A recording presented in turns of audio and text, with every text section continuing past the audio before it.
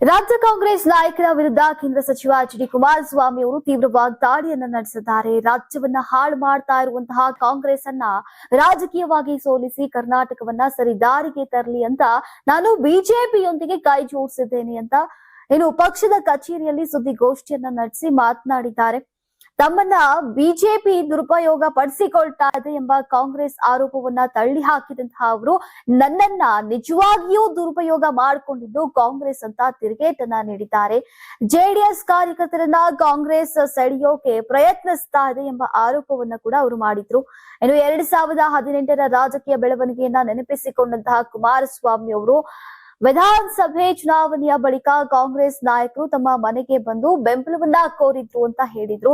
ಜನರು ಕಾಂಗ್ರೆಸ್ ಅನ್ನ ತಿರಸ್ಕರಿಸಿದ್ರು. ಜಾತ್ಯತೀತತೆ ಉಳಿಸಬೇಕು ಅಂತ ಮನವಿಯನ್ನ ಮಾಡಿದ ಕಾರಣ ನಾವು ಬೆಂಬಲವನ್ನ ನೀಡಿದ್ದೆವು.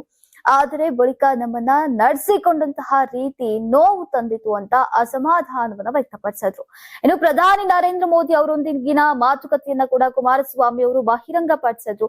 2018ರಲ್ಲಿ ಕಾಂಗ್ರೆಸ್ಗೆ ಬೆಂಬಲ ನೀಡಿದ ಬಳಿಕ ಮೋದಿ ಅವರು 1.5 ಗಂಟೆ ನನ್ನೊಂದಿಗೆ ಮಾತನಾಡಿದ್ರು. ರಾಜೀನಾಮೆ ನೀಡಿ ನಮ್ಮೊಂದಿಗೆ ಬನ್ನಿ, ನಾಳೆ ಮುಖ್ಯಮಂತ್ರಿಯಾಗಿ ಪ್ರಮಾಣ ವಚನವನ್ನ ಮಾಡಿಸ್ತೇನೆ, ಕರ್ನಾಟಕದ ಜನರಿಗೆ ಉತ್ತಮ ಕೆಲಸ ಮಾಡೋಕೆ ಅವಕಾಶವನ್ನ ಕೊಡ್ತೇನೆ ಅಂತ ಹೇಳಿದ್ರು.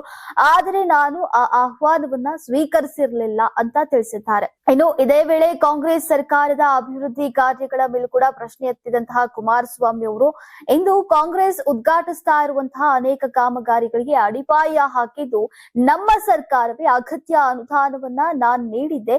ಕಳೆದ 3 ವರ್ಷಗಳಲ್ಲಿ ರಾಜ್ಯದಲ್ಲಿ ಗಮನಾರ್ಹ ಅಭಿವೃದ್ಧಿ ನಡೆದಿಲ್ಲ ಅಂತ ಆರೋಪಿಸಿದ್ರು. ಕಾಂಗ್ರೆಸ್ ವಿರುದ್ಧದ ತಮ್ಮ ಹೋರಾಟ ಮುಂದುವರಿಯಲಿದೆ ಅಂತ ಎಚ್ಚರಿಕೆಯನ್ನ ಕೂಡ ನೀಡಿದ್ದಾರೆ.